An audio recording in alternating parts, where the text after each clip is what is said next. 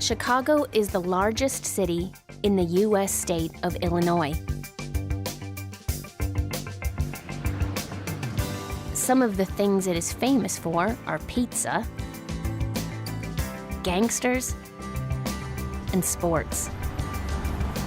This is Wrigley Field, home to the Chicago Cubs, Chicago's oldest baseball team. Many American people call Chicago the Second City because for 100 years, it had the second biggest population in the country. It was smaller than New York, but until the 1980s, it was bigger than every other American city. Today, Chicago is a very popular tourist destination. Every year, over 30 million people visit the city. They go to the Millennium Park, the newest park in Chicago.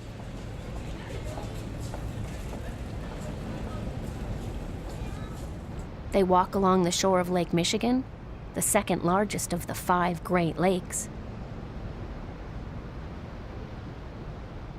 And they admire the view from the top of the Willis Tower.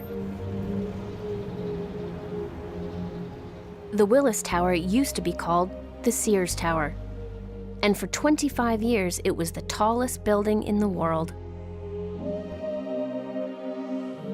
In 1969, Sears Roebuck and Company, the largest department store chain in the world at that time, built the tower to use as office blocks.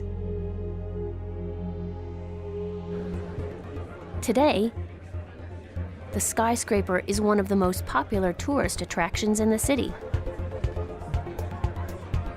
It is still the tallest skyscraper in the U.S., but it isn't as tall as the Burj Khalifa in Dubai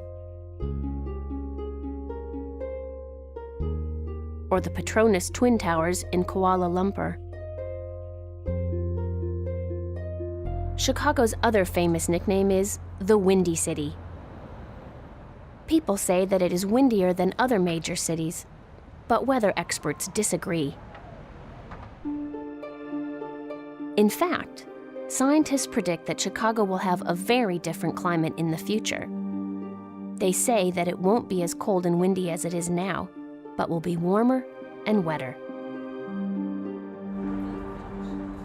This will mean many changes, but Chicago is further ahead than most other cities in its preparations for climate change.